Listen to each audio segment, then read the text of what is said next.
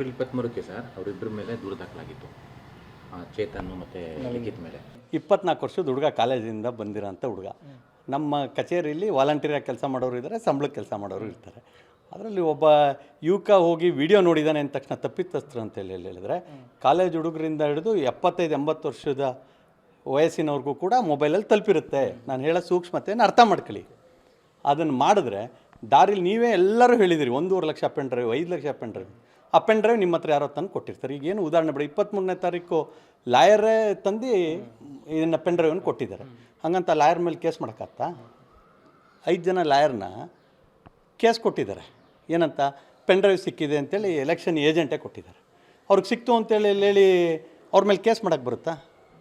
ಆ ರೀತಿ ಕೇಸ್ ಮಾಡ್ತಾ ಹೋದರೆ 15 ಲಕ್ಷ ಕೇಸ್ ಮಾಡಬೇಕಾಗ್ತದೆ. ಯಾರಿದ್ದಾರೆ ಸರ್ ಪೆನ್ ಡ್ರೈವ್ ರಿಲೀಸ್ ಮಾಡಿದ್ರು ಹಿಂದೆ? ನೀವು ಹೇಳ್ತಾರೆ ಮಹಾನಾಯಕರಿದ್ದಾರೆ. ನಾನು ನಿಮ್ಗೆ ಹೇಳ್ತಾ ಇರೋ ಸಿಂಪಲ್ಲು, ನಾನು ಯಾರಿಗೂ ವಕ್ತಾರನಾಗ್ಲಿಕ್ಕೆ ರೆಡಿ ಇಲ್ಲ. ನನ್ನ ಸ್ಟ್ಯಾಂಡ್ ಒಂದೇ.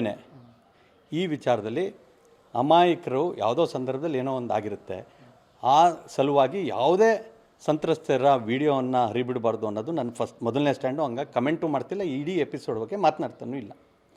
ಎರಡನೇದು, ಯಾವುದೇ ಕಾರಣಕ್ಕೂ ಇದನ್ನು ಸರ್ಕ್ಯುಲೇಟ್ ಆಗದಿರೋ ರೀತಿಯಲ್ಲಿ ನೋಡ್ಕೊಳ್ಳೋಂಥ ಸಾಮಾಜಿಕ ಜವಾಬ್ದಾರಿ ನಮ್ಮೆಲ್ಲರದಿದೆ. ಆ ಜವಾಬ್ದಾರಿನ ಹೆಮ್ಮೆಯಿಂದ ಹೇಳ್ತೀನಿ, ಭಾಳ ಪ್ರಾಮಾಣಿಕವಾಗಿ ಮಾಡೋಂಥ ಕೆಲಸವನ್ನು ನಾನು ಪ್ರತಿ ಸಂದರ್ಭದಲ್ಲೂ ಕೂಡ, ಚುನಾವಣೆ ಸಂದರ್ಭ ಆಗ್ಬೋದು, ಅದಾದ ನಂತರ ನಡೆದಿರೋಂಥ ದಿನಗಳಲ್ಲೂ ಕೂಡ ಭಾಳ ನಿಷ್ಠೂರವಾಗಿ ಹೇಳಿದ್ದೀನಿ.